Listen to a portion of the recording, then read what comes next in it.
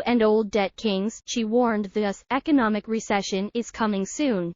Two billionaire investors dubbed the debt kings have both warned that they are bracing for an impending recession as interest rate hikes strangle the U.S. economy. Bill Gross, a legendary investor known as the Old Debt King, recently tweeted, "Be careful. The recession is coming for 1 year.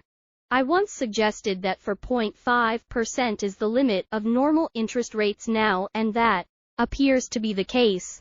The Fed will raise rates by 25 basis points this week to a range of 4.75% to 5.00%, the highest level since September 2007.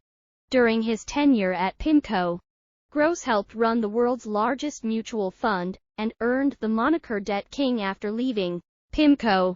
Gross moved to Janus Henderson Group, but there Gross experienced the Waterloo of his career. The performance of the Janus Henderson Global Unrestricted Bond Fund under his management was dismal. In March 2019, Gross announced his retirement, but so far he continues to follow the financial market and often expresses his latest views on the market.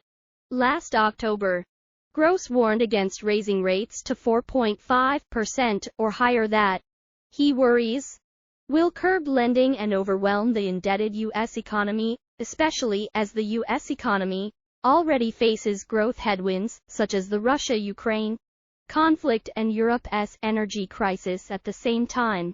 Jeffrey Gundlach, CEO of Double Line Capital and New Debt King, also responded to Gross's pessimistic forecast on Twitter. He noted that the inversion between 2-year and 10-year yields has narrowed from 107 basis points to 40 basis points in recent weeks. He noted that bond yields reflect investors' expectations for economic growth, inflation, and interest rates in the months and years ahead. Recession red flags?